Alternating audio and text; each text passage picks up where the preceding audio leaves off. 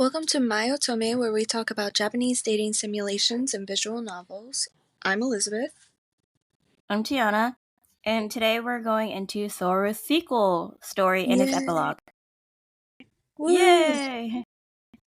So, episode 1, we start off with you on a date with Soru, and it gets hijacked by a thug with a knife. And Soru beats him up immediately, and Ryosuke is kind of like on the sideline watching because he got there late. Because he was buying drinks. He was buying drinks instead of like being your bodyguard like he was supposed to. Yeah. So you tell Soru that you want to know more about him, even the mafia side of him, because you're like, I just want to know you. I want to know you as a person. I love you. And then that night, Soru kind of just agrees to answer anything you ask, no matter what. Like, which is like a very big thing to like ask them, to just tell someone. It really is.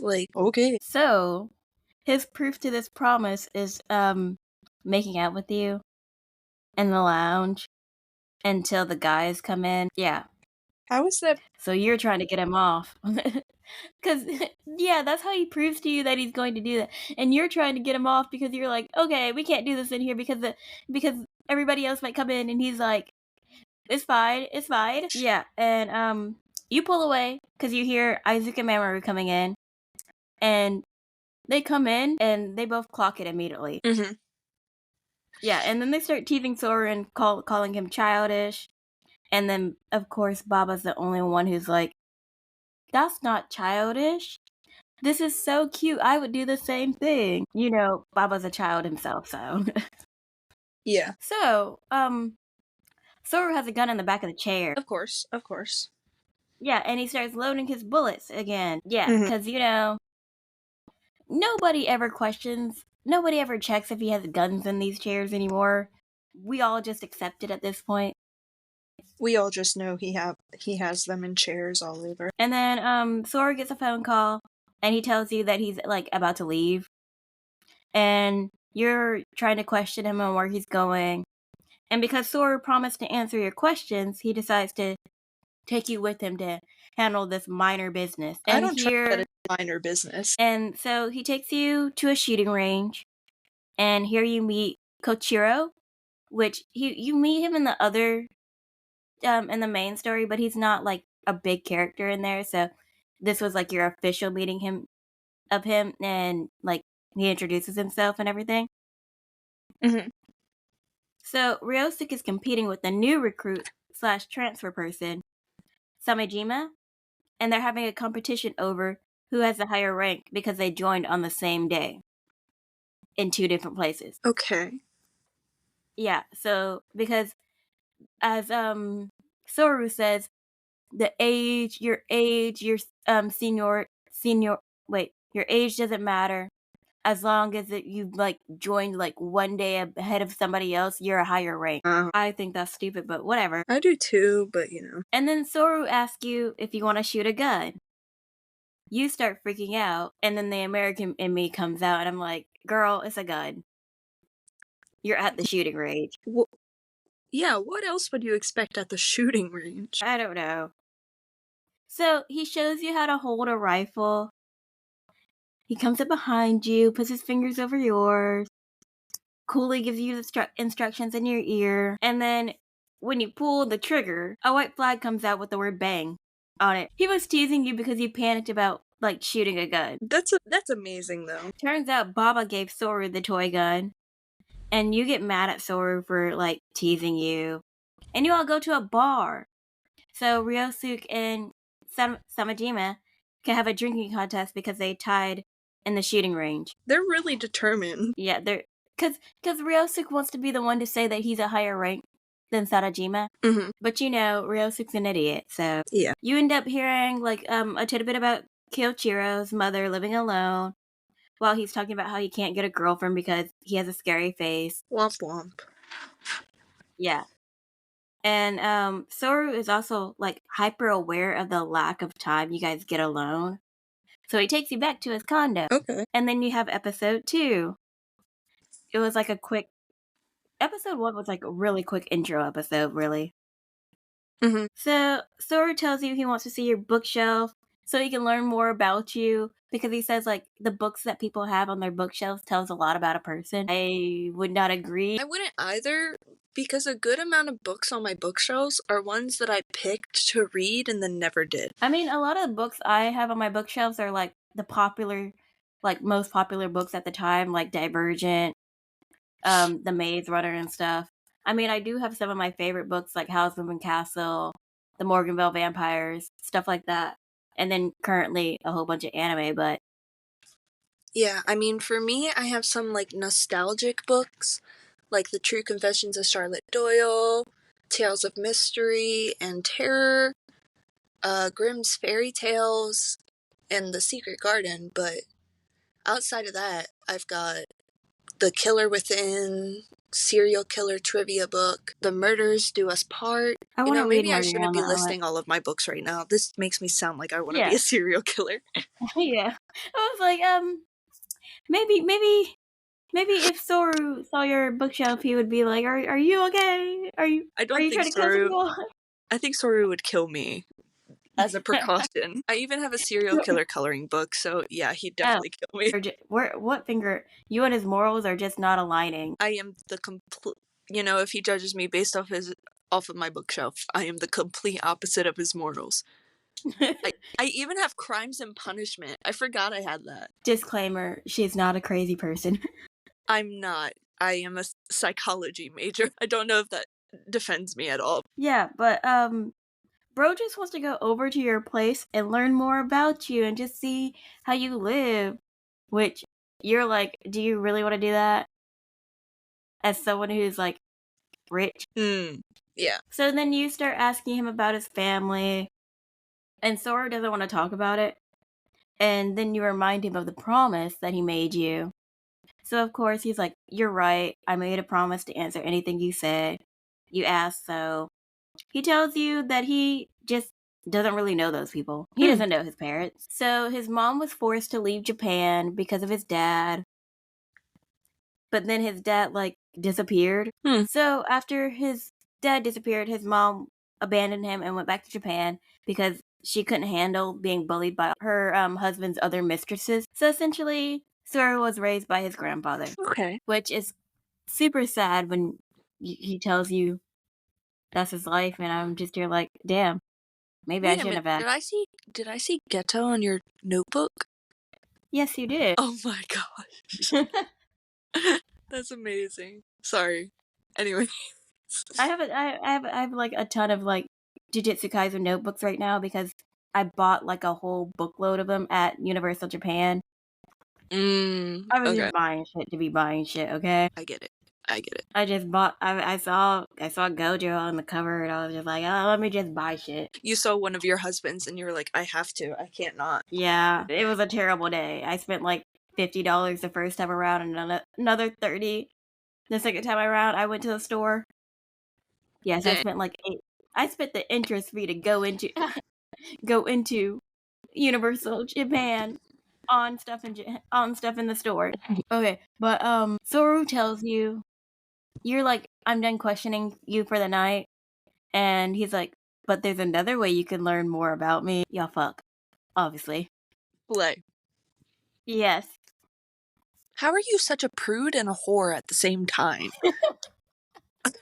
Because the amount of times that it's like, y'all fuck, period. Y'all screw, period. And then when he But tries to then give you a kiss, you're over and you're here like, freaking out. no, I could never, my poor virgin lips. Like, girl, come on. Be sober right now. But like the next morning, Chisato and Sakio, they won't chill. They immediately call you out on not staying at the hotel at the dorms that night. And I'm like, why do you care? Why are you keeping track of where I'm at? For real, though. So then they're like, you complain about like how your dates with Soru are always like hectic because somebody's always trying to kill him. So your dates always have to end early. They just suggest you going on like a relaxing date to the zoo with them to go see the baby pandas. Oh, but the pandas are so cute. Yeah. until, Sora starts talking about them, but, Oh, of course. So, but, I mean, you're also still low-key whining about the auctions in your head. But you still go. Because there's an auction that night, and you still go see Soryu. Mm. Yeah, I don't understand it either. I mean, like, you're complaining about the auctions, but you're still going. You have the option not to go. Yeah. You're literally actively choosing to go somewhere you're complaining about going. Yeah. And, like, Baba finds you while you're, like, looking for the auctions and kind of jokes about you being sold again because you're lost. So he takes you to the bottom floor where everybody is usually seated at, and then he disappears on you. Of course. Yeah. You see that they're actually cleaning up already and that the auction's already over with. How long were And you lost? you also had work too, so. Mm. So then you asked to go see the catalog and all that. And I'm like, for someone who hates the auctions, you're looking at the catalog, you're actively going there. And then you also remembered that Isaac said that they were selling something interesting and competent. Yeah. Turns out that interesting and competent thing was a genius doctor who could cure anything. My theory is that it's Luke, which is he becomes a love interest in season 2, and he has a collarbone fetish. And he only eats pills. Yeah, okay. You know what? I support that theory. It makes sense. He's a back alley doctor that only eats pills every single day. He doesn't eat real food. And that's what weirded me out about him. Like, I mean, I have a irregular eating schedule, but you don't even eat. You take a pill and then go on about your day. Man is like overdosing on vitamin D, B, C, and all the above. And then he doesn't really go out of his little back alley doctor shop. God. That man is such a weirdo. You're like so strongly hating on Luke. I mean, he's also one of the only white men there too. Oh yeah, no, I'm fully supporting hating Luke. Screw the white men. Yeah, he's also one of the people who met Soryu and Isaac at the school in London. Because he's not only just white, he's a British white man, so. The entitlement. It reeks. British white man in Dubai. But yeah, that whole segment of me hating Luke is probably gonna get me, like, canceled if anybody actually hears that, but I don't care. We just started, we're already getting canceled. The 11 followers that we have is gonna cancel us. For real. All of them gone. Yeah, so Soryu plans to take you to dinner after taking the goods to transportation. Because, I mean, like, you're already there, might as well go out to dinner. Enjoy it. Makes sense. So as you guys are going to the car, someone starts shooting at y'all. Bang. Sorry. Soryu obviously protects you. Like, yeah. Okay, Superman. Let's go, Clark Kent. I mean. And then he puts Kochiro in charge of your safety while he deals with the threat. Sanajima is missing. And when the assailant leaves, Soryu has to calm you down because you're, like, having a panic attack after, like, being shot at. Which, very understandable. I'm not going to hate on the MC for that. I was mentally hating on the MC for that, but growing up where I grew up, I just kept walking if I was being shot. Not being shot, but, like, if there was shooting in my general direction, I just kept walking. Well, she lives in Japan where guns are banned. I didn't know they actually banned guns in other countries. Yeah. That shows how American I am. Anyways. Like, you're not even allowed to walk around with, like, a big knife outside of, like, in public. If I remember correctly. That's why a lot of these stories, like, people try to kill you with box cutters. I've read like 3 stories where they tried to stab you with a box cutter. Nah, box cutters hurt like hell, though. Yeah, I mean, I've had the box cutters that they have in Japan. Those are sharp. Those are as sharp as a knife. No, but yeah. Are we talking about the same box cutters, the ones with the blade? Yeah. That you push up? I don't know. Like, it's a long thing, and, like, it goes like, and then, like, it's got, like, this a blade kind of like that. Okay, if this ends up somehow in the episode, I'm visually trying to show her what I'm talking about. I don't know. I don't. The blade I kind of don't use box cutters. looks like that. I Okay, have hands. I use box cutters because I work in the ceramics industry. I just rip the tape off. Oh, I can't do that. This is like the tape that they send the kilns and stuff in is, I don't know what they put on it, but I swear it's like super glue meets like bone adhesive or something. I don't know. Whatever keeps the muscles on the bone, like it's got to be that strong. Either that or I stab it with something in the middle and then pull it open. Dang, you just brute force your way into boxes. Yeah. No need for that extra shit. We don't need no third party. We don't need no 30. It's a 1v1, not a 2v1. This ain't Jujutsu Kaisen where we jump people. Oh my gosh. Okay, but anyways, back on track. Panic attack is being shot at. Oh, yeah. So, he calms you down. And you guys find out that the shooters didn't take anything. Sora's bleeding and you insist on treating his wounds again because, you know, that's all you're good for. Oh yeah, sounds about right. Yeah. So, Sora tells you that the shooters weren't after money because of the way that they attacked. They didn't go after the truck, they just went after, like, Soryu. And, that the way that they were ambushed as well required inside knowledge. Because the only way they would know was, like, if they were on the inside, since the mafia decides when that they're gonna, what passage they're gonna use on auction day. So it's not even like pre-planned. The day of is when you find out when you're gonna use the entrance to go to the transportation truck. Okay. And then Sora tells you he can't see you for a while, and you assume you just gotta assume he's gonna die. If he was gonna, okay. And then you guys hug and you start crying, and he comforts you, and you know. That's how that episode ends. So episode 3, you go to the zoo at Sekio. And it's been 2 weeks since he's seen Soryu. He's been ghosting you, like straight up. Dang.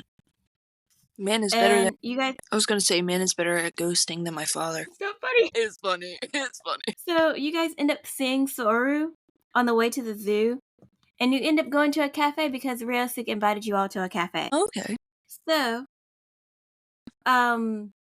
after Ryosuke takes a phone call, Sekio starts telling Soryu that you've been complaining about how you miss him and how you don't have enough time together, and that you've been feeling lonely. And you're like, please shut up. Please leave it. Please don't tell him this stuff. So then she tells you guys to go on a date right now, and Soryu's like, yeah, let's go. Okay. She also tells you, she's like, Ryosuke's on the phone, so y'all can leave. Like, hurry up and leave while he's, like, distracted. So, as you guys are leaving, Ryosuke spots you, and then you start running from him. Until you get to a back alley. So then, like, not Ryosuke, but Soryu apologizes for ghosting you. And what else? And then he takes you to the zoo. Also, you get a text from Sekio that, not to worry about her and that you guys need to have fun. She's a good friend, but she's annoying. Like, mind your own business. You're over here like, let me screw my man in peace. For real, though. So, Soryu kind of has, like, this childlike love for tigers. Bro even had a staring contest with the tiger. He had a staring contest for 10 minutes. 10 minutes with a tiger? Yes. Okay. Because he has to claim dominance over it. Over a tiger? This is our man. Our man? This is my man. Yeah, I was about to say, who's we, Kimosabi? Who's we? I just blame it on his eccentric upbringing. I know I said the word wrong, okay? That's one way to put it. Yeah. Blame it on his upbringing. So, you end up taking him to, the petting zoo? Does he get to pet the tiger? Wait, no, they don't have tigers in pigs. They do have a tiger. You can go to Thailand and go to the tiger petting zoo. They've got tiger petting zoos? Yeah, I pet a tiger. I pet a cub. I wanted to pet, like, the big one. I am Yeah. baffled. The only things I've seen at petting zoos are goats, llamas, and ostriches. Or are they ostriches? Or emus? Or I don't know, big birds that can't fly. Big birds that failed to be birds. Yeah, I got to pet a tiger. I pet 2 tigers, actually. My sister was freaking out, but I was like, "This is so cool. I just want to pet the big one now." I've had a pet alligator. Now that I cannot agree with. Yeah, that's like the whitest thing I've ever said, but I've had a pet alligator. Yeah, but, so a buddy jumps out of your arms just to snuggle up to Soryu. Oh, that's Yeah, right, animals love him. they love him a little too much, okay? You're over here like, back off my man. So then you guys go off to see the pandas, and you're like, "Oh, the baby pandas are so cute." And then he's like, just a reminder, pandas are ferocious animals, and they're not cute." Says the man who was staring down a tiger. And then he kind of gives you a lecture on about, like, how they're, like, made to kill. What? And people start parting like the Red Sea because they overhear y'all's conversation. Not the Red Sea. Yeah. So you get to go up to the front and see the pandas, like, up front. Because they're all like, what the fuck is wrong with these people? So as you're going home, Sora tells you that the shooters were hired men. Mhm. And then Sora gets attacked by 3 guys as he's walking you home. Man. He fights them all at once to protect you. You kind of just stand in the background. Girl, if you don't You learn get- some self-defense and help your man. Sora gets cut. You try to jump into the thing because you're like, oh, Sora. So then the attention gets turned on you. Yeah, and because you end up making yourself a target. And you get grabbed. Jeez. Soryu hits the guy that grabs you, but almost gets stabbed because he was focused on you. But Ryosuke shot the guy who almost stabbed him. Goryosuke. And then he was like, see, this is why you need a bodyguard. Not this man using this as his golden opportunity. And then they threw a grenade at you guys while running away. Where'd they get a grenade? I would understand if Yeah, it was like a Mazel tov. Mazel tov? Mazel tov? Yeah. Mazel Is tov that the- cocktail? Yeah, that's the thing with the bottle and you just and then you throw it and then Yeah, they the threw a sound whole effects other weren't grenade at you. necessary, but I feel like it helped explain what I was talking about. You lose consciousness from the grenade being thrown. And then episode 4 is like weird because you have the flashback and then you have like the present, but you're in bed because you have a fever from like the shock of the grenade. And Do Sora had people died to just get- protect you. He died? No, he dived, not died. I was about to say, what the hell? We Anyways, still do got, people we still get got a whole 4 other chapters. okay, 4 other chapters? Yeah, This is all chapter 1? this is episode 4. So 4 other episodes or 4 other chapters? 4 other episodes, I guess. I was so confused. Okay. Episodes, chapters are the same difference to me. Okay. But what was I gonna say? Do they just get fevers like really easily? I don't know. I think I never get it's a a fever. mental thing. Oh. I never 'Cause, get a like, fever. I know there's like things that like you can mentally get yourself sick from like thinking about stuff. Like that's what I think it is. Like she has a stress and fever. stuff. Okay. Yeah. So Soru comes to your dorm because Sekio and Chisato showed him where it was because he was looking for you because you're still sick and it's been like 2 days. Mm-hmm. Soru makes you get back in bed and he checks your fever by pressing his forehead to yours. Why? It's cute, but it's not effective. No, it doesn't actually tell you if you have a fever or not. But whatever. Oh, yeah. Then you start freaking out because you're not wearing makeup. Oh my god. Okay. Sora is confused because he's like, this is not the first time I've seen you without makeup. Why are you acting like this? And he's like, and you're like, it's because I'm sick and I'm ugly looking right now. You're like, okay. If you were ugly looking or you were ugly looking before. For real though. And like, oh my gosh, like some of the things that come out of her mouth, you know she's written by a man. Yeah, because no real woman would be concerned about makeup at this moment. No, girl almost died from a grenade. My last concern And would you're be worried like, about makeup. Yeah, my last concern would be putting on makeup before my boyfriend sees me. Like, you're over here with a fever. Why do you care about makeup? You're gonna sweat it off anyways. Exactly. And the thing is, say he only stays for like an hour. It takes an hour alone to put on a full face of makeup. You would have taken an hour just for him to leave. So he also tells you that the people that stabbed Soryu are the same people who attacked him at the auction. He was attacked at the auction? Yeah, when they were shooting. Pew pew. Oh. During the transportation. For some reason it didn't register in my brain that was at the auction. Yeah, that was like they were transporting this. They were taking this stuff to the transportation car, but it was still at the hotel auction. Oh, yeah, my brain only registered the car part. Pew pew. This is how we cope with this story. Yeah, we just make fun of the gun. So then Soryu asks to borrow one of your books, and then he heads out. As he's heading out, though, he's like, "I'm happy I got to see where you lived," and apologized for putting you in danger, and then he leaves. That's like the weirdest visit to your sick girlfriend I have ever heard of. There's a reason why that visit was super weird. Oh god, okay, yeah, no. Are you good?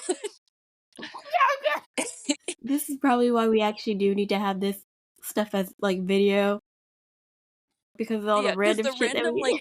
The random outbursts of laughter.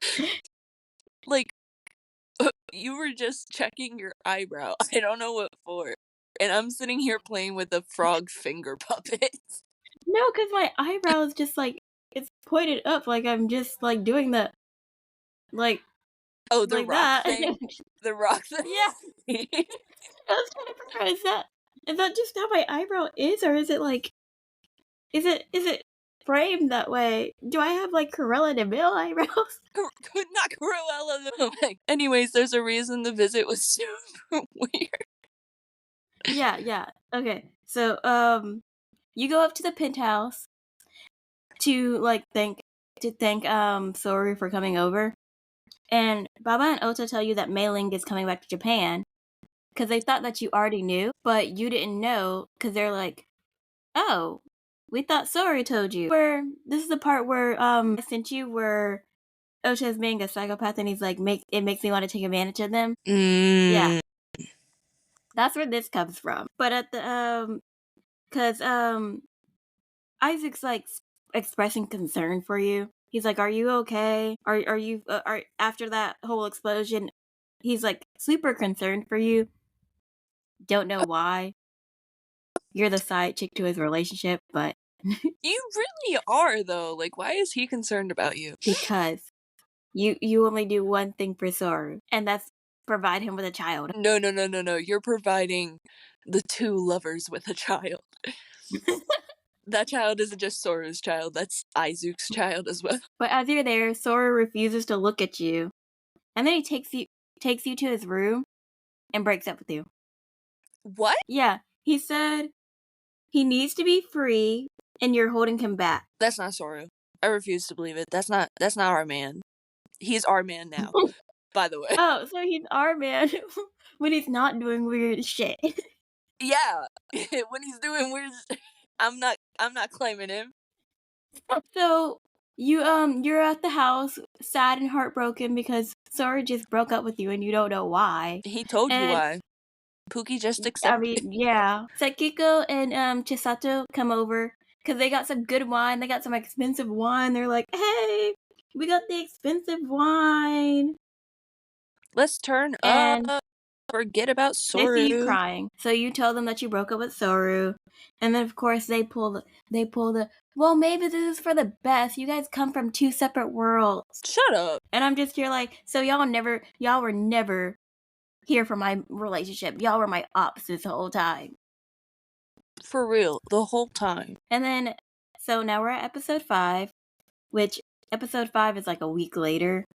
Tequila. You and Chisato are making plans while working, and guess who pops up? Man. No. Soryu. Oh, Jesus Christ, you are not. No, you are not guessing. Wait, it's Soryu? No, you're working. Okay, So that means you're randomly in one of the hotel rooms, and who's it's the one who Baba. pops up? Wasn't registering that you were in one of the hotel rooms. You're working, so where else would you be? In the lobby, because she seems to just I mean, wander around the lobby. true, you do. You're in the lobby, the lounge, or like in a random hotel room. I Yeah, don't so think you in my ever. brain, she wasn't in a hotel room. I don't think you ever actually work, but like, whenever you're with another character, you're usually either in the locker room or working and actually cleaning one of the rooms for like once. When they don't call you out of work to go do something, to go have some shenanigans. I thought you were gonna say to go have sex, and I was like, whoa. No, they at least care about your work that much. maybe They not at least maybe not care Ota. enough. Maybe not Ota, but everybody else. So yeah, Baba pops up. You explain because Chisato's like, you can't be in here. We're cleaning the room. So you have to explain to her that he's a penthouse guest. And basically he's gonna do whatever the hell he wants. And then Baba of course starts flirting with her. Of course, our favorite man whore. Yeah. And then you have to explain that basically that man can't breathe without flirting. And I find it super ironic that he's like such a major flirt because his whole story, I'm pretty sure his whole story revolves around him not getting over a girl, so he's like literally a trope. The man Dang. who can't get over the girl that got away.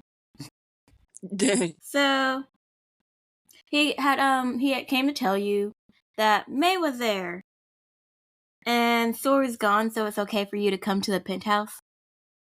Because Soru told you not to stop coming to the penthouse. That's why you're not working in the penthouse anymore. So then you're like, I'm working though. And Chisato's like, we're about to go on our lunch break, so you can go ahead and go. Chisato's not a girl's girl. She Is is that her name, somewhat of a girl's Chisato? girl. Chisato? I don't know. I'm gonna call her Chiquito. Chisato? Yeah, Chiquito. but she's somewhat of a girl's girl. I mean, she's definitely sticking up for you now, and all you want to do is work. Jesus Christ, like, homie, they just gave you an out and you keep wanting to go to work. Could never be me. Literally. So, where was I at? Yeah. You go see Mei Ling on your lunch break. And she's got you matching chung songs. They're in different colors though. And then they make you try it on. And Ota comes in, but he confuses you for Mei because he's only seeing like the back of you. And then like you turn around and he's like, oh, jump scare. Why I love them making fun of like your looks the entire time. Like in a real life setting, I would be so offended and upset. But like, it's hilarious. Hey, you can't be around rich people and be a plain Jane. You're not wrong. I mean, they can afford to be pretty, but whatever. So, Baba decides that he wants to play a joke on Soryu. So he has you sit with your back facing the door while Mei hides. Soryu comes in, he's calling out for Mei because, he's usually responsible for her. And as soon as he sees you, he knows it's you. I don't know why they thought that trick would work. You're surprised because you're like, oh my god, he didn't even turn wait, no. What am I trying to say? There it is. Okay. But, you're surprised because you're like, I didn't even turn around and he already knows it's me? How is that possible? And I'm like, yeah, girl, he's attentive. Of course that man knows it's you. Why wouldn't he? He's the one who's sleeping in the same bed as you. He knows that ass anywhere. No matter how flat it may be. Because she's tootie. That's gotta be like, can you imagine using that as an insult? You're so flat, you're tootie. That's a great insult, okay? It's an amazing insult. I'm here for it. That's brutal. You can use that to your friends. You're so flat, you're tootie. Even my 3D characters are bigger than you. So, Mei wants to go sightseeing. Again. With you and Soryu. Oh, that's a great idea, man. And Soryu is like, I'm only going because Simon wants me to go. That I have to contribute to this because Simon told me to. And you're kind of just like, well, damn, that hurts. So You all go to this place called Kamakura. It's the three of you plus Ota and Baba because they don't know when to not come, and they tell Soryu to think of it as a date. So you two are awkward. So you start getting in your head, and because you're thinking about Soryu, and you're like, oh my god, this town would be perfect for Soryu. It's just like him, old and strong. And that is not the word. She used the word strong, but I forgot what the other adjective she used, and old was the first one that came to me. Wow. Okay. I'm pretty sure you're like 25, 24, so old and strong is about right in your mind. You know how 24-year-olds think people who are 28 are old, even though we could go to school together? But yeah. So you kind of get mad at yourself because you're thinking about Soryu, and you're like, we broke up. I should not be thinking about this man. I should not be, like, it's hard to get over him, though, because he's, like, right there. And then you end up missing a step and nearly falling on the steps. On the steps of the path. We love Into the Woods, of course. Soryu grabs you and, like, balances you because he's always watching. Wait, what's that one character from Monsters Week? Monsters Week? Monsters Inc. Yeah. I'm always watching Wizowski. Always watching. May said that Soryu wasn't even watching you, but I mean, like, he was watching, but he wasn't, like, directly staring at you. Is he Spider-Man? I mean, no, I wish. He's got those Spidey not senses, really. though. He's got that. He's just hyper aware of you. Nah, it's Spidey senses.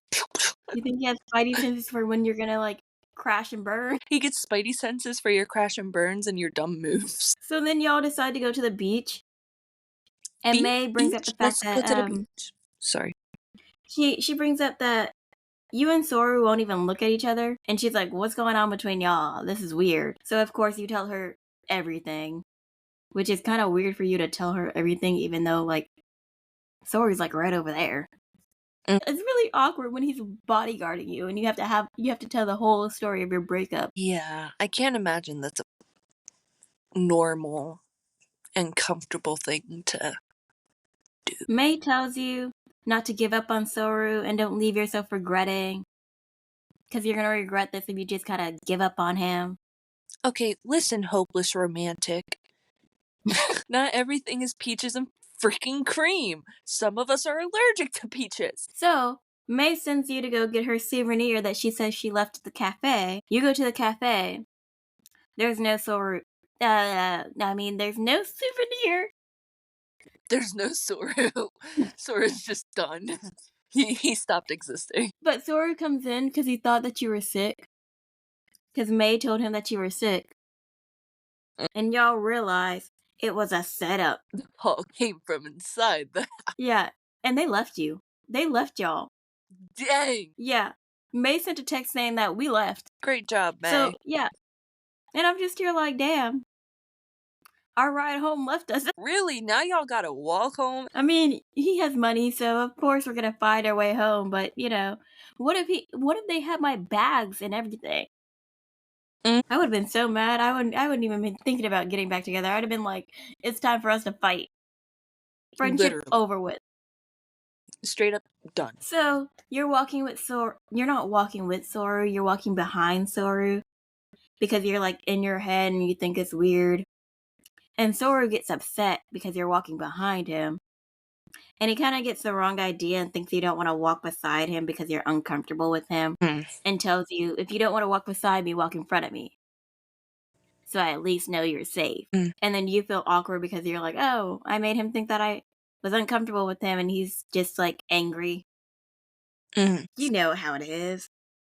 So when you guys get back to the penthouse, apparently everybody knew y'all were broken up. Everyone knew. Of course. And they all just find it funny. Fucking funny. Is everything a joke to them? Do they think it's reality TV or something? Isaac put 10 on us breaking up. $10,000. Yes. Man is a homewrecker. Man wanted Soryu all to himself. He said, I'm tired of this side hoe lifestyle. The funny thing is, he was right. He got $10,000 from the other side. Dang. Oh, Ota was on his side this time. So Ota is getting that 10,000. Slay Ota. And then May's over here like, this is so horrible. You guys are so horrible for making a bet on them breaking up. But May was being slick over here. Baba tells us, he's like, May, shut up. You should not be saying that for someone who placed 5 on us getting back together. On them getting back together. Dang. And I'm just here like, are you serious? You can't be over here shaming Aizuke and Ota for putting money down on us breaking up. And then you're putting $5,000 down on us getting back together. Literally, though. And first of all, why are you only putting $5,000 down on us getting back together when Isaac just put $10,000 down for us breaking up? Where's your faith in us? Literally. Why couldn't you put $10,000 down on us getting back together? Like, why are you not sure? You're not fully sure. You're not balls deep. So then Mamoru comes in and he's like, where's Soryu? Soryu went back to like his office, and he's like, this is not a good time for Soryu to be in his office right now. Turns out there's a warrant out for his arrest. Yeah. So then episode 6, you're out in the pouring rain searching for Soryu because he was at the office. He wasn't at the office when you got there, and then he wasn't at home. So the reason that there's a warrant out for his arrest is that the cops saw Soryu on the tape of the explosion from the grenade, and since he didn't report it, the truth doesn't matter. Also, they just kind of wanted to lock Soryu up anyways. I mean, anything, they don't care. If they can lock him up, they can lock him up. Lock that fucker up.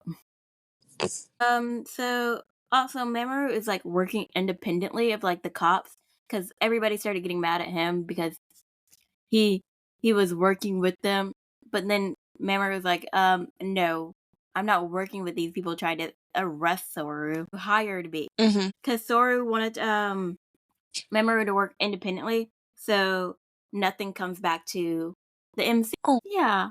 Of course, Soryu's still thinking about you. And Mamoru also tells Soryu that Soryu broke up.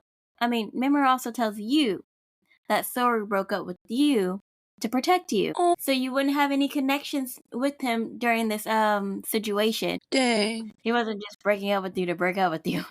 I figured that was the case, especially since in the last one, he was like, I can't see my life without you. He was pulling a Jacob. A what? Jacob from Twilight. Oh. Don't mind me. I had my Twilight phase at, when was 3rd grade? In 2009? Yeah, because my best friend at the time, she loved Twilight. And her mom was even used to read the books to her. So that's I got into Twilight story. because of her. That is an interesting bedtime story, and I look back on it and I'm like, this is what we were doing in I was 5. I remember watching the last Twilight movie and just being like, oh my god, this was so great. In 2012, I was just, I thought that was like the greatest shit ever. I was never into Twilight. I had 1,000 years playing. I knew the whole words to the song. I would die every day waiting. Oh my god. No, I would go on YouTube just to watch the ending scene with the song and just like the reminiscing. That was a time. That was a time I do not like to remember, but I used to role play during recess as Alice. Wow. Yeah.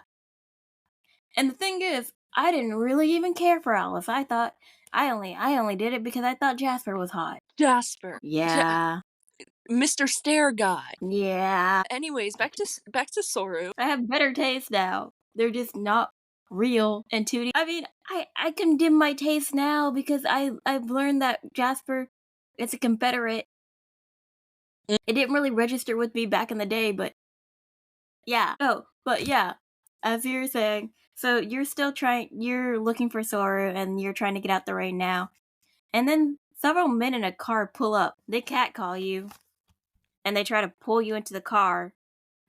But you ignore them because, you know, the one thing that you would do when a random group of guys pull up to try to kidnap you is you ignore them. Like, that won't make them angrier. So, of course, they try to pull you into the car. Soryu pops up behind you and pulls a gun on them, so they run off because Soryu's always safe. Soryu's always strapped, okay? Soryu, stay strapped. Because I'm just like, every 5 minutes he's pulling out a gun. I'm here for SSS. Soryu, stay strapped. But yeah, Soryu gives you his jacket because, you know, your shirt again.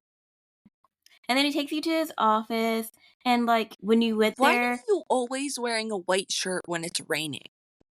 I don't know. If I knew, I don't even wear white like that in real life. Your shirt right now is white. This is not white. This is tan. Oh, it It looks just white in looks the camera. white from the lighting. Okay.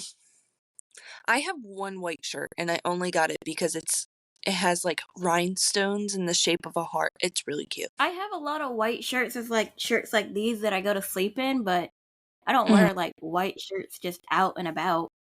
And most of those shirts are like shirts that were given to me. But yeah, what happens is that when you went to his office the first time, Kyochiro told you that Soryu would be right back, but instead of like waiting like a normal person, you decide to go run out into the rain to go find him. So then Soryu comes back, and Kyochiro told you that you ran out into the rain to go find Soryu, so Soryu ran out into the rain to go find you. Yeah, so y'all just did the same thing, and they're like laughing about how you guys are like so similar. Not really, but you know, whatever you say. So Soryu tells you that he knows who's behind this whole thing, and he just needs the evidence right now. And he tells you to stay the night in his office because, like, it's late. And then he leaves to go figure some things out. So a few hours later, you're still up. Soryu comes back. He tells you that you shouldn't be worrying about your ex because you're like worried about where he went for the past few hours. He's also really sad about like when he tells you that. Oh, I forgot But he then was your ex now. Yeah. Shouldn't be worried about your ex, says the man who ran out to go save her. So then you start pouring your heart out to him and telling him you love him and everything. I couldn't care less. I mean, my heart is like this small. This small. I'm surprised you even have one at this point. It's like when the Grinch x-rays his heart. I am the Grinch. I believe it. This was supposed to be an awe moment. I'm just here like, skip. Hurry this up. Hurry up. I want the drama, the action again. Give me the tea. And then you sit here and remind him that you can like help him by supporting him and giving him this ordinary happiness. Girl, I don't want ordinary happiness. I want my life in danger. Exactly. And girl, you were just almost killed like 3 different times. How you gonna give him ordinary happiness? Be so for honestly, if you're having panic attacks after being shot at, you don't need this ordinary happiness. You don't need to support him. You are not ready for this. Period. This is not the life for you. Point blank. Sorry, my head I love is how we're really sitting heavy. here. We're sitting here promoting this. Yeah. Gang life. We're promoting. Gang life. Drop out of school, kids. Join the mafia. If you're not ready to be a mafia princess, then leave. Exactly. If you're not ready to either lose your life or take lives, leave. Get out. Oh, you also tell him that you don't care how long he'll be in jail. You'll wait for him. As soon as we promote mafia, life, and then I tell you that, and I'm just here like, I'm backing out on this. Yeah, Can't promote that mafia life anymore. For legal reasons, I would like to rescind my statement. Do not drop out of school. Continue in school. You know what? Become a lawyer. Put that man in jail. Because I will not sit here and wait 10 years for a man to get out of jail. No, never. Like, I'm sorry, but I don't want you to put a ring on it while you're behind bars, okay? I don't want a ring shipped to me that you made out of Pop-Tarts, okay? Oh, God. So, you guys go to sleep holding on the couch, holding each other. And, the next morning, Ryosuke kind of casually mentions that, Sanajima? I'm sorry. I tried to move it before you looked disappeared. Up. Really? Yeah, he's not here anymore. And Ryosuke's the only one that finds that suspicious. He just dips. Yep. Ryosuke's like, this is suspicious. He might be up to something. Out of everybody who the new recruit disappears, somebody's gonna. Is this not adding up? Am I the only one who's finding this suspicious? Nobody else finds it suspicious at all. It's funny that the dumb one is like, something's going on. So then the cops come, and of course you have this sad moment where like Soryu's about to go to the outside and let himself be arrested, but he pulls you into a hug and like you try and hugs you and then leaves and you try to chase him, but Kyoichiro stops you and tells you that you can't chase him because the cops can't see you right now unless, you'll get involved, which would be the exact opposite of what he wants. And then you have Ryosuke over on the side screaming, "Sir!" and crying and like, man is having a whole dramatic moment. He's the main character. He is the main character. We're just side characters. This is Ryosuke's world. We're just living in it. And I'm like, who's the girlfriend here? I don't know anymore. It's either Ryosuke or Aizuke. It is never me. No, never. I just find it so funny that, Soryu has all these men after him, and Baba can't even keep a girl. Dang. Soru's a man magnet. Instead of a chick magnet, he's a root.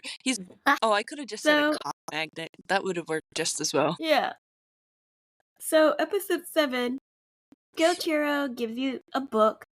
Not a book, but he gives you back the book that you lent Soryu. Because Soryu asked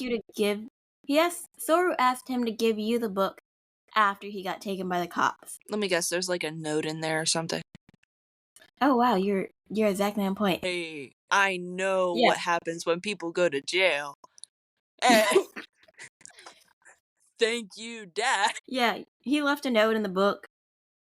And 3 days later, you sneak out of your dorm because the note had a time and a place written on it, and you consider it being a trap because, it was just a random note left in your book, and that somebody could have forged Soryu's handwriting, which I find it funny that this is, the one time you say something smart again. So first it's, I think he bugged my room, and now it's, I think someone forged his handwriting and set up a trap. I'm sitting here like, why would somebody forge his handwriting? Because the thing is, you gave him a picture book, an animal picture book. Who do you think is going to, forge his handwriting and put a note in there for you? You're not that special, girly. Calm down. So, you go to the location. The location ends up being a coin locker. And, Soryu gave you the locker code. It was on the note. But you didn't realize the 7-digit locker code was a locker code until you got to the coin locker. Yeah. I know. We have to sit here and, think about how dumb the MC is. After just having a smart moment. Yeah. So you take the DVD out and you start trying to run home so you can go watch the DVD, and you immediately get kidnapped. Not even 5 seconds later, somebody chloroforms you. Chloroform. Is that not right? That's not the right word? It's chloroform. Okay. I can just imagine someone with a spray can of foam just spraying it in your face. You know, like the snow foam? That reminds me, I have accidentally made a chloroform bomb before. Or chlorine. No, it wasn't chloroform. It was chlorine. It was a chlorine. I was about to say, where did you get chloroform? Yeah, I accidentally made a chlorine bomb and almost, poisoned myself while trying to mop the floor. Why were you mopping the floor with chlorine? It's because when you, put bleach and, I think it's, what is it called? Something. Oh my gosh, please don't tell me you put baking soda and bleach together. I might have. It might have been baking soda and bleach. That's a mustard bomb. I was just pouring shit into, the thing. That's a mustard bomb, babes. I know that now. Now? After the smell of chlorine filled the house, I know that now. And I thought I was the one who was, a danger to myself. Some of the stuff I do is questionable, but you made a mustard. You just mixed bleach with whatever to mop the floors. What happened to Fabuloso? That? We didn't have any at the time, so that's why I was mixing shit. Like a kid making potions in the bathtub. Mind you, that was 2-3 years ago. 2, 3. Yeah, no, I've known of mustard bombs and gas since I was like 4. Oh no. Never knew. Until recently. Like, as of like 3 years ago, maybe. Ish. Wow. Different lifestyles, man. Very different lifestyles and upbringings. Anyways, chloroform. Yeah. So when you wake up, you see Sanajima. And you're like, I don't understand. What are you doing here, Sanajima? And he has to, like, straight up tell you, I kidnapped you. We're at a warehouse by the sea. And then Sanajima has a DVD. And you're like, why do you have the DVD? What do you need the DVD for? Oh my god, yeah. I'm guessing it's evidence that Sanajima is the one that shot at them and tried to kill them. So Sanajima says that he's going to use the DVD to bribe the person who is the shooter. Yep, because Sanajima is just a thief, and that he's just a thief. Take that with, like, not a grain of salt, but take that like a mountain. Mm-hmm. When Sanajima tells you that he's just a thief and that he's just gonna use this to bribe. So then Kochiro comes out of the darkness, and you think this man is here to save you, even though, like, Kochiro's like, give me the disc. Mm-hmm. You're over here like, oh my god, Kochiro, you're here to save me. This is why you're Sorrow's right hand man. Even though Sanajima told you that nobody's gonna find you. So what happened was Kochiro went through the book, and then, like, went to the location, and then when he saw you get kidnapped, he followed y'all. Mm-hmm. Sanajima tells you that Kochiro is behind, like, the shooting, the attack, the grenade, and all that. And after Sanajima tells you all this, Kochiro hits him in the back of the head with the gun and knocks him out. And Kyo admits to the betrayal, and then he's like, you gotta die, because you now know that I betrayed him. This is the most cliche mafia storyline I have ever heard in my life. Of course, Soryu shoots the gun out of Kyochiro's hand. Mm-hmm. Soryu got released due to lack of evidence. Slay. Man only made it to the police station. That's it. Dang. He didn't make it past the police station. And he got released so quickly because of Mamoru. We love Mamoru. And then, not only that, the whole dang gang pops up. They all came here like it was a damn field trip. Like theater kids going to see Dear Evan Hansen. Yeah. So this whole situation was a trap for Kyo. For Kyochiro. And no one told you because you can't act. You're a shitty actor. And they said if they told you, you would act differently around Kyochiro. So, and he'd get suspicious real quickly. So they decided to just not inform you of anything and used you as bait. We love that. Soryu says he knew it was Kyo all along and was just using you as bait because, he knows how good Kyochiro can cover things up. Because that's why that man is his right-hand man. Mm-hmm. You were his only option, even though he didn't really want to do it. Yeah. So, Kyo grabs you because you're the one standing there like a deer in the headlights, still trying to figure out how this all was, like, planned. And he pulls a knife on you. Okay. Yeah. So you also find out that Kyochiro is doing this because he needs money to buy the genius doctor. Because his mom is sick. So he sold Soryu out for money. What? Why didn't he just tell Soryu, hey, as your right-hand man, I need help. I need that magic doctor for my mom. And I think I don't know if I sent you these screenshots, but Isaac was pissed. Oh yeah, I think you did. Yeah. This is where Isaac was, like, pissed off, and he wasn't beating those boyfriend allegations. Mm-hmm. So then, Soru's like, hey, I understand. It's my fault for not seeing that you needed help and that you were in trouble.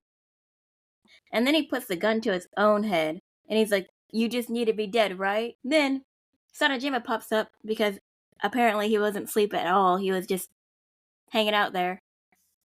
Twists Kyo's arm in a surprise attack, and so what he says is, "How dare you point this at a woman? I also want you to take that line like a mountain too, combined with the fact that he's a thief, and start putting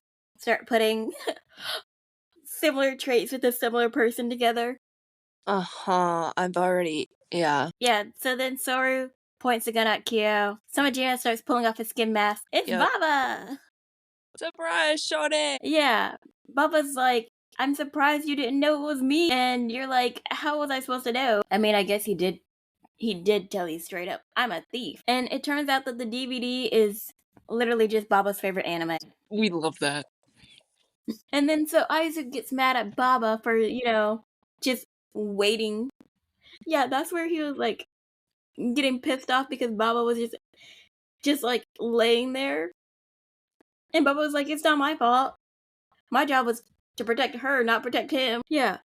So Baba's job, his whole job was just to protect you if anything got serious. So man was on the ground chilling since he got supposedly knocked out. So then Kyochiro asks he asked Soryu to kill him because he's like, "I lost. Just kill me." And then at Soryu's command, Mamoru and Ota start pouring gasoline all around the warehouse. The whorehouse? All around the whorehouse. Yeah, they start pouring gasoline all around the whorehouse. We're gonna kill the whores now. Yes! Kill the whores! Yeah. So they pour gasoline on the building. And then Mamoru, he does the most cliche shit and just uses a cigarette to light the fire. Of course. That man is such a cliche. Mm-hmm. So Isaac gives Kyo an envelope, and then Soryu and Kyo say their goodbyes, and we leave as the building's burning. And I'm just sitting here like, that's some hardcore shit. For real. And we talk about Ota, how Ota doesn't do anything. He commits arson. Whoa! Arson! Go, Ota. The funny thing is, he does a lot more here, and he does a lot more illegal stuff than he does in his own route. The funny thing is, he's doing worse stuff than Soryu. In Soryu's route. Yeah, and I'm just here like, yeah, Soryu gave the command for you to light the place on fire, but you're the one who had the gasoline can already ready. Like, you were the one standing in the corner just waiting like a gremlin child with a can of gasoline. I'd understand Kishi because, I mean, like, he's a cop. Cops don't have morals. But yeah, so for the happy ending, a few days later, you are toasting to the end of your problems, and Sora's released from police custody. Yeah, I'm still sitting here like, y'all are having a toast to him being released from police custody. Man didn't even go to jail. No, man was just picked up, dropped off, and then left. Like, they're seriously acting like that man was like over here in prison. Like, he's been in prison for months. Like, he just got freed from the brick house, and I'm just here like, that man didn't even go to the brick house. Exactly. So Soryu tells everybody that he suspected Kyochiro after the second attack because he realized that they were like just directing everything at him. It wasn't like they were going after money or anything. And when you got kidnapped, they also had a GPS on you, so they had a GPS and Baba. And that's where I sent you the screenshots where Isaac tells you that this hotel security isn't that good for employees. Because you were like, how did you put a GPS on me? I mean, like, how would you think they put a GPS on you? Exactly. Like, of course the owner of the hotel is going to illegally put a GPS on you during work hours because he can and will break into it. Mm-hmm. Jesus Christ. I don't understand how she didn't realize that, but and then was like, that's illegal. Who's gonna say anything? That's illegal. You say after everything that has happened. Exactly. Like, who's gonna tell? Are you gonna tell? Are you gonna tell in your boss? Whose living room you're sitting in right now? Mm-hmm. Stop telling me what's illegal and what's not illegal. They're These well people aware. do illegal shit every day. Every day. They do it every hour. What also bothers me is Isaac is laughing about how he has no security for the employee's locker room, but last story, he got offended because Soryu was like, I need to stay in this room because things are not safe. Of course. They're not safe from you. Mm-hmm. They're not safe from Isaac. So, also you end up reminiscing about the reason that you end up following the note, which you only end up following the note because Isaac told you, not Isaac, but Soryu told you to never stop believing in him and that he will always protect you. And that gave you the courage to follow the note and go to the coin locker and do everything that Soryu was expecting you to do. Super sweet. Mm-hmm. We just don't care that much because it's not us. You're a dumb bitch. So, and then Sanajima, the real one, comes up to the penthouse, and you find out that Soryu ordered him to lay low this whole time. So that's why he kind of disappeared. Ryosuke's upset about it because he's like, "Why did you tell him to lay low? Why didn't I know what was going on?" It's because you're dumb. It's because you're dumb and completely transparent. Like, I hate to break it to you, man. But he comes to tell Soryu that Kyochiro's mom is like recovering and that they're both back in the country. Yeah. So you find out that they only publicly killed Kyochiro so you can get out the organization. Because once you're in it for life. And because Soryu's just a big softy, he let the man live. Of course. Even though he tried to kill him twice. Couldn't be me. No. And the envelope that Isaac gave Kyochiro had the doctor's information on it. So basically they paid for the doctor for him. Which, I mean, all of this could have been avoided if he just asked Soryu in the beginning. Exactly. That's what I'm saying. But Sanajima was the one who got told everything because Sanajima was saved by Soryu's grandfather. Okay.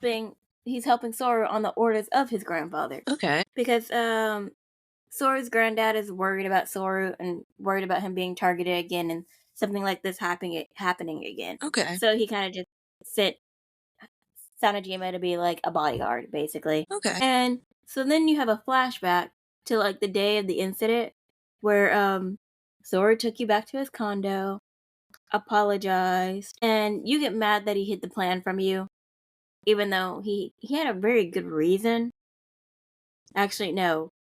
His excuse, even though he had a good reason to hide the plan for you, his excuse was, Kyo's crazy. Yeah, that was the excuse he used. Okay. I was like, that's an excuse? That's the same excuse that a whole bunch of men use to like hide shit. They'd be like, my ex-girlfriend, she's crazy. Then you find out like they cheated on her with like 40 people and 3 of them were her siblings and family members and find out she wasn't actually crazy. Mm-hmm. So then that's when Soryu tells you that he didn't even want to use you as bait until he only decided to use you as bait when you told him that you believed in him and that you would wait for him even if he went to jail. I love how that was his deciding factor. Because your belief in him gave him courage. Wow. Yeah. So then you guys get back together and you make him promise to always choose to be with you. Yeah. Okay, Pookie. It's cute in context, but then like you're also sitting here like that's kind of a controlling promise. And like that's not actually a promise he'll be able to keep. Like I understand the point of the promise. The promise was like for you guys to have no more random breakups with no explanations on what's going on, but like still, it's just a weird thing to promise. Yeah. If it was me, I would have been like, "Hey, promise not to break up with me without any like explanation or like tell me what's going on." It wouldn't be always choose me no matter what. Don't break up with me again. And it wasn't even like y'all were broken up for that long. It was like a month. God, probably wasn't even that. Exactly. So Soryu kisses you to prove his promise, but you want to bathe first because you smell like smoke. Mm-hmm. And so then that's how the two of you end up in the bath together. Slay. Bro said it was efficient to bathe together because you both smell like smoke anyway. So, and you're like, yeah, you're right, but at the same time. So then you end up seeing his scar and you try to make Soryu promise never to do anything reckless again and like not to put his life over yours again. And he tells you no.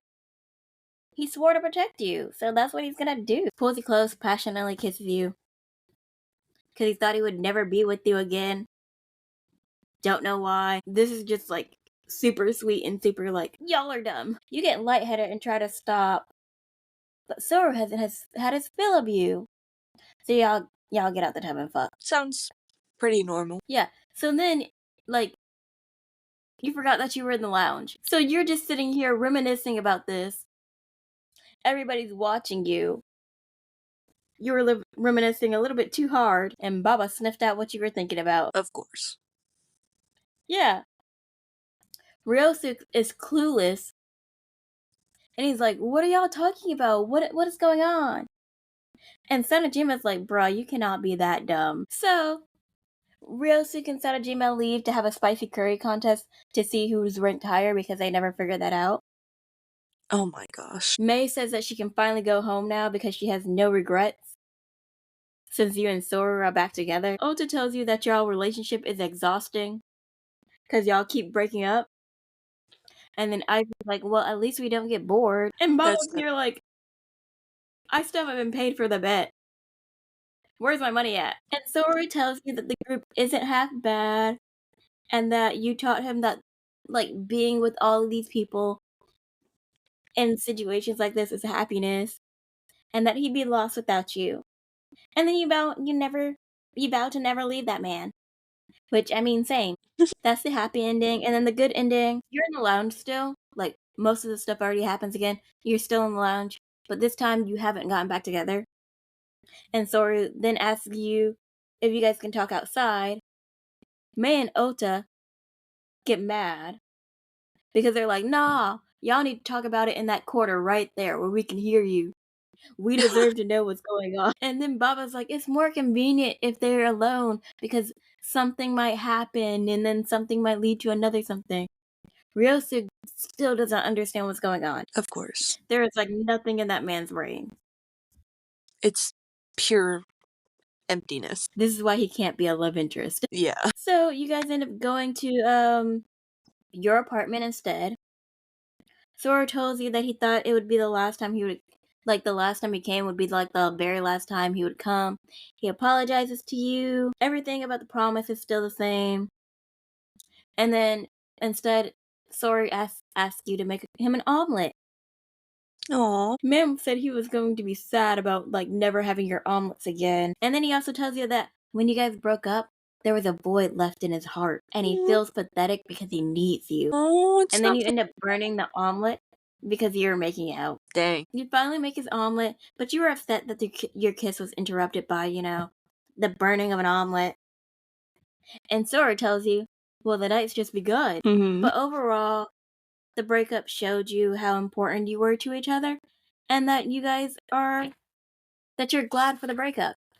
Because now you know you guys love each other very much. How cute and corny. Yeah. So the epilogue starts with y'all watching Soru's favorite detective series, and you remind Soryu of the time he got arrested.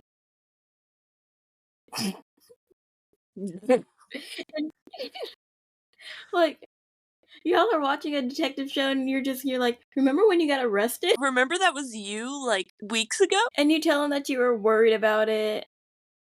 So then you start thinking about his grandpa, and you start calling his grandpa a kind man, and like, Soru's like, did you forget that man as a former mafia boss? He's not what you're thinking. So then Soryu tells you that his grandfather was a strict man, forbid him to cry, and told him to never show weakness. Dang. And then you asked to see a photo album. What were you gonna say? I just said dang. But you asked to see a photo album. Soryu lies and tells you he doesn't have one, but then like he's lying terribly. I don't understand how he can be so bad at lying to you. But he's a part of the mafia, but whatever. Yeah. After you beg him, he gives in. And he tells you that showing his childhood pictures is like showing you his weakness. And you find out Soryu was a big crybaby as a child.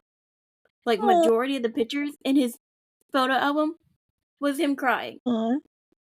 And I'm just here like, your grandfather had no chill. Your grandfather said, you're crying? Here's a camera. Cha-ching! That is the sound a camera makes. It's not. It's the sound a gun makes, but I think it's pretty much the same thing to them. So you try to look through the photo album a second time, but he's like, no, this is my honor. He becomes Zuko for a moment. He becomes Zuko and starts talking about his honor. So then Ryosuke busts in because, does this man never not have people coming into his house? Just letting so he comes themselves in and invites you guys to a dinner party. Yeah, he invites you to a dinner party to celebrate Soru's release from the big house. Okay. And then he just drags us all out with no confirmation. He also invited the lounge dudes to the party. And Isaac's like, so we're having a party because you got let out of prison? And Memory was like, that man got no further than the police station. Why do y'all keep acting like he went to prison? Like he was not legitimately arrested. Stop giving him street cred. I'm just sitting here like, Ryosuke and Isaac are the one hyping up this man going to prison. And I'm just like, he's never been to prison. Stop it. He did not go to prison. But then Ryosuke's like, Sanojima invited himself because he's bitter to the man. But Senojima's like, I'm here to be a bodyguard. I'm not here to party with y'all. So Soru ends up pulling Ryosuke to the side, and he's like, where did you get the money for this place? Because this place is hella expensive, and I know you don't get paid enough to be out here working, out here paying for all of us, especially with all these men, these hotel men, the rich men. So Ryosuke pulls out a statue, and he says he found this golden statue. And Soru's like, what? What do you mean you found a golden statue? And then he's like, so you were just going to take this statue that you quote unquote found, stole, and you were going to use it to pay for our dinner. And Ryosuke's like, yeah. But now that you say it, it doesn't sound that good of an idea. This is why this man can't be a love interest. Ryosuke is a Disney character put into the wrong genre. We'd all be dead if Ryosuke was a love interest. Yes. So Ryosuke apologizes because he realizes that he's wrong. And Soru's like, okay, I guess I'll pay for the dinner. Dang. Because Soru's a good man. And then he's also like, we'll figure out what to do with the statue later on after dinner. So when you guys get home, you turn on the news, and guess what's on the news? The missing statue. Yes, the missing statue. And it turns out the missing statue is being reported that it's stolen, and that it's important to the snow festival that's up in Hokkaido. Which Hokkaido, if you're in Tokyo area, you have to get an airplane flight to Hokkaido. Hokkaido is the equivalent of going from New York to North Carolina, which is an hour flight, but it's a long drive. It's an over 12-hour drive. Yeah, and not only that, this statue was specially commissioned for this festival. Why? He's so dumb. Ryosuke claims that he found it, and everyone believes him because they're like, he doesn't have the balls to actually steal it. Yeah. The next person they're suspicious of is Baba, and Baba was like, do you think I would fuck up like this? I'm a master thief. He said don't put, he said put some respect on my name. And they're like, you right, you wouldn't do that. So then you suggest going to the town and just returning it. And they're like, oh my god, that's such a good idea. I don't know why we didn't think that. So Baba tries to make that a group trip. It's going to be a group trip for the gang. Isaac said he's not going, and neither is Mamoru, because they said that they don't have free time like us. Yeah, that was my reaction too. I'm just like, aren't you the man who just took a trip to Hong Kong to save your boyfriend? An impromptu trip at that. But you don't have the time to be going on trips.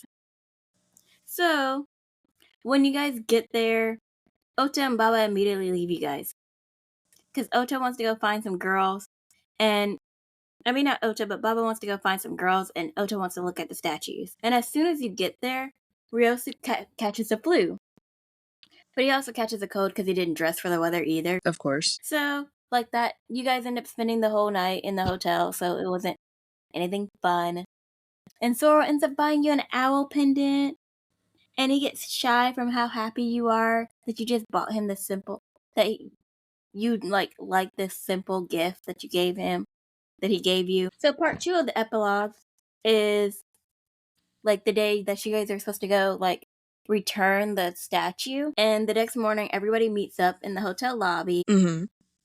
Because he's like, let's go ice fishing before we return the statue. It'll be fun. We need to go do something fun and make memories here while we're here. Okay.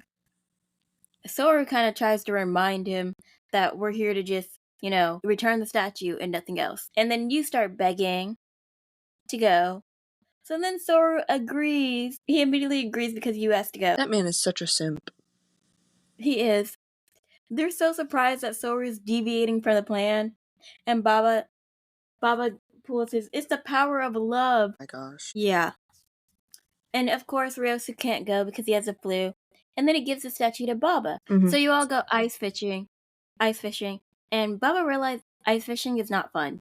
It's not exciting at all. So then Ota and Sanojima start complaining with him because they don't want to be there. Soryu, on the other hand, is super into it. And he's like, I need to concentrate because fishing is a battle. A battle. It's a 1v1. Yeah, it's a 1v1. So then Baba starts to go leave to like go get a drink because he's like, I'm bored. I want to do something else. Mm-hmm. And he ends up falling into the ice. I figured that was gonna happen. Yeah, he falls into the ice. And Ota is just laughing his ass off. Dude, your bestie is dying. So when you guys get to the house, that's what I sent you, like, the screenshot of, like, Baba at the house shivering in the blanket. Oh, yeah.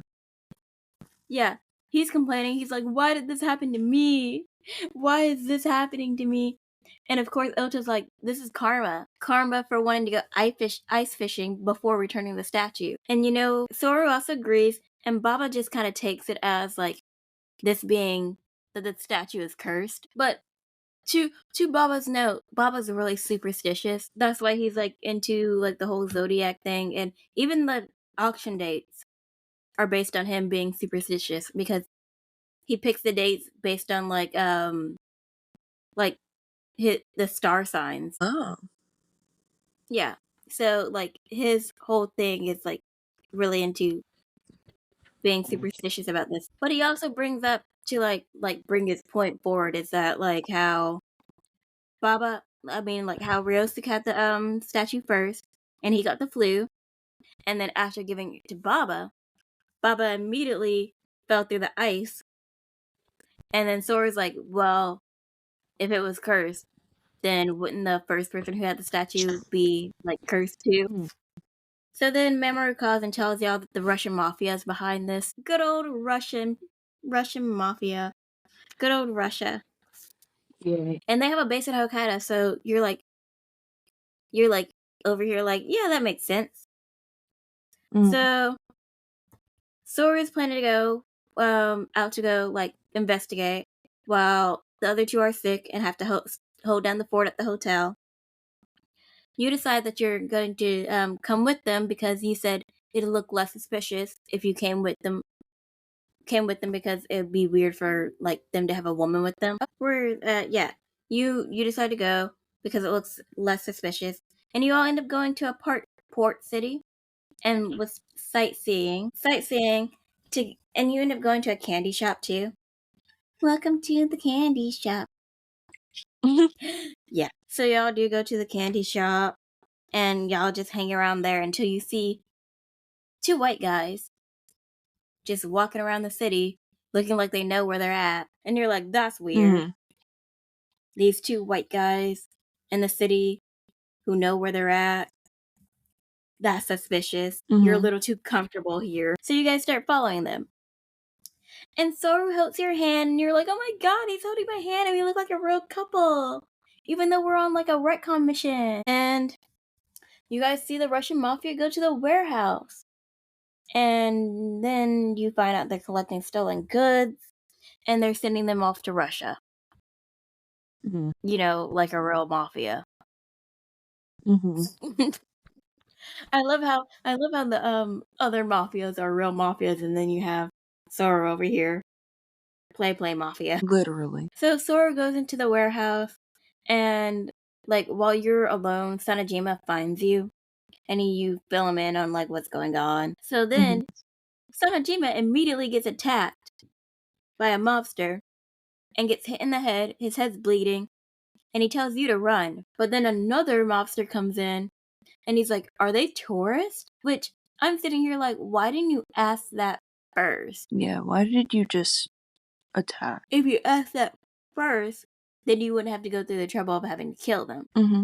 But of course, they're ready to kill you. And, Soryu ends up behind the man, has a gun to his head.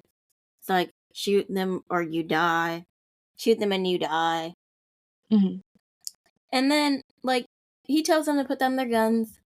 So they put down their guns and they give the guns to Sanajima, and then they run. But then the police pulls up immediately afterward, and you find out that Soryu had called the police. No, Soryu called Mamoru, and Mamoru called the police. Okay. That's why they came so quickly. But a few hours later, so you guys actually do go on a date. You go on a date to a little spot that overlooks all of the city in the mountains, and like Soryu starts getting hounded by old ladies. Because you start crying happy tears, and they're like, "You shouldn't make your girlfriend cry," and it's adorable.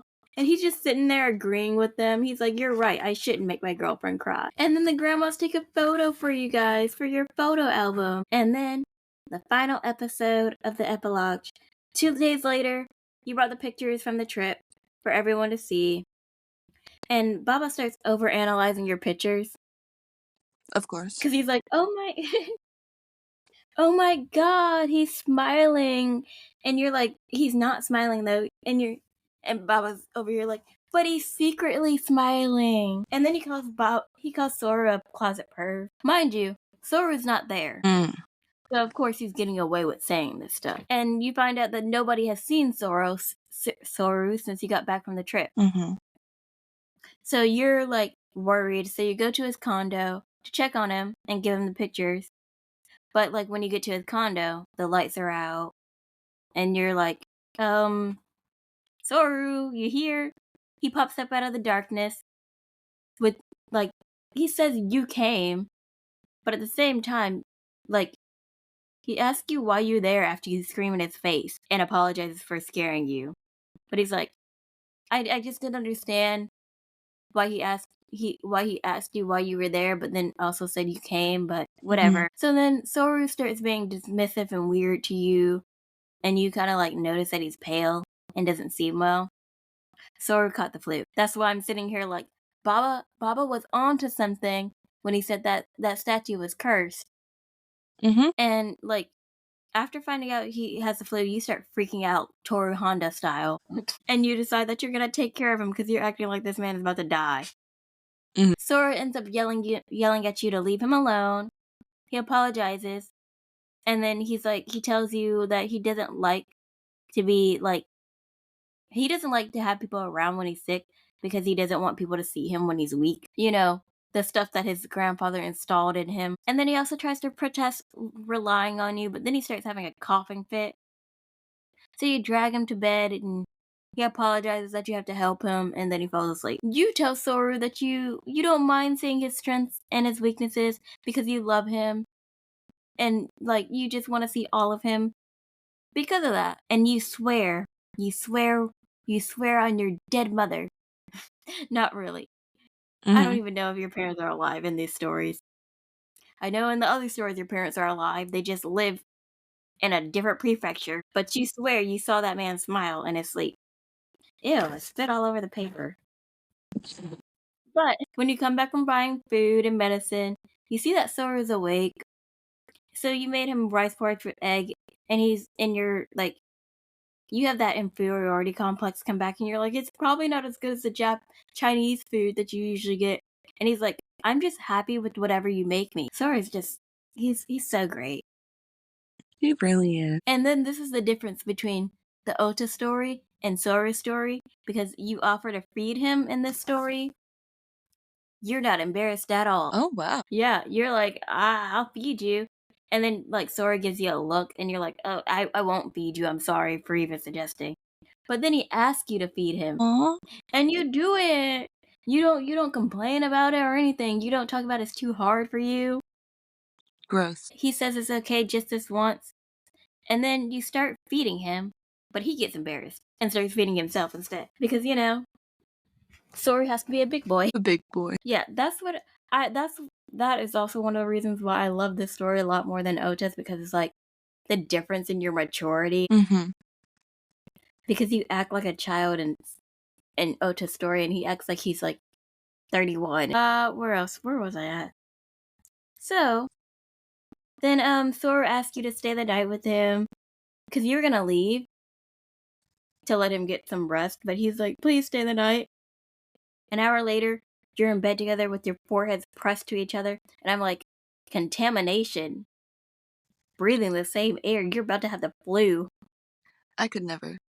Especially knowing it's the flu. No, ma'am. And he's asking you if his temperature went down because you're doing the forehead thing to check temperature. I don't understand. Either. And then you start to get up, and then he slips his arm around your waist and drags you back under the covers and asks you not to go, and that you promise to stay with him.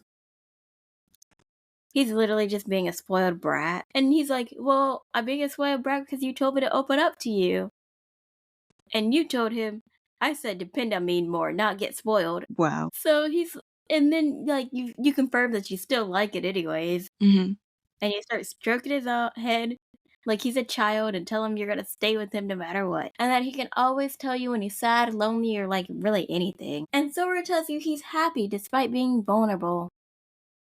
This is like super sappy. The next morning you check Soru's temperature and you start to go make breakfast, and then Sora pulls you back into bed. And then he gets on top of you and tells you that he's feeling better and that he wants to do something better than eat breakfast. All right then. And you try to stop him because he had a fever just a few hours ago. And then, like, he's undressing you while he's trying to convince you that he's just all better. Speedy and recovery. You're like, you had a fever. You just had a fever last night. What do you mean you're all better? Then Sarajima knocks on the bedroom door, and he tells you that he only came into the house because the front door was already unlocked. Okay. And you forgot to lock the front door when you came back. Jeez. So when Soru opens the door, Samajima accidentally sees your chest. He realizes what was going on, and he's like, oh, I came here at a bad time. And you try to explain. You try to explain that he didn't come at a bad time, and then you try to have Soru back you up, and Soru's like, yeah, that's exactly what was happening. What you're imagining, that was what was going on. Oh, Soryu. So then Sanajima tries to hide behind the door so he doesn't see you and look at you. To not look at you.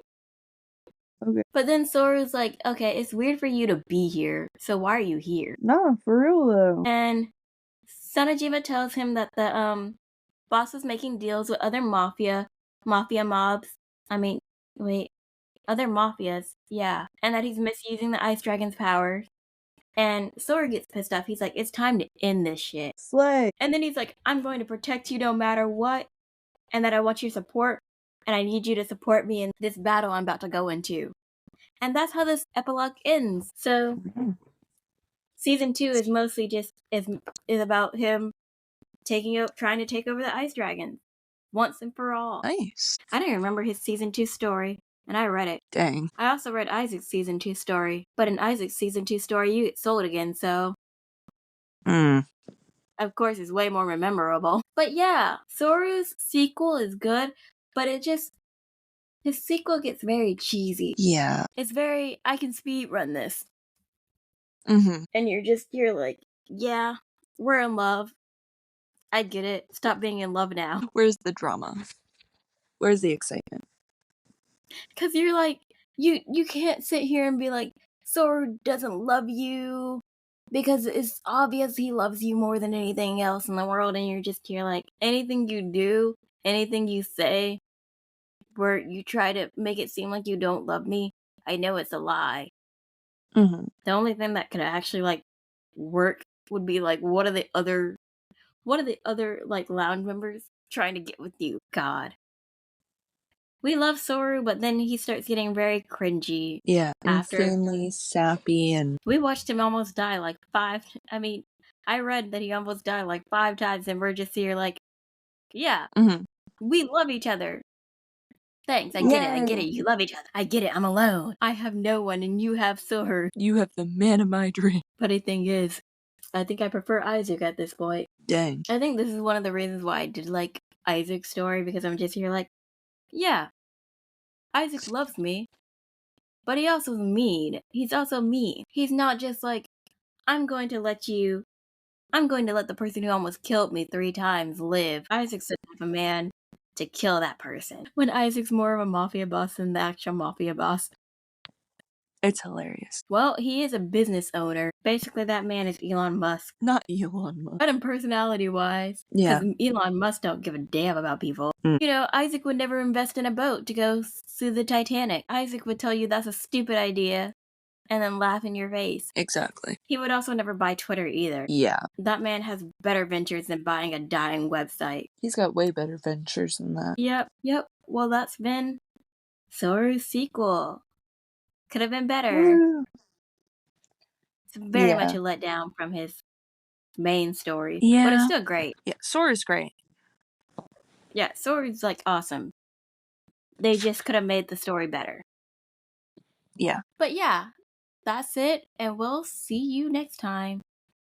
See you next time. I'll text you later. Yeah. Alright, bye. Bye.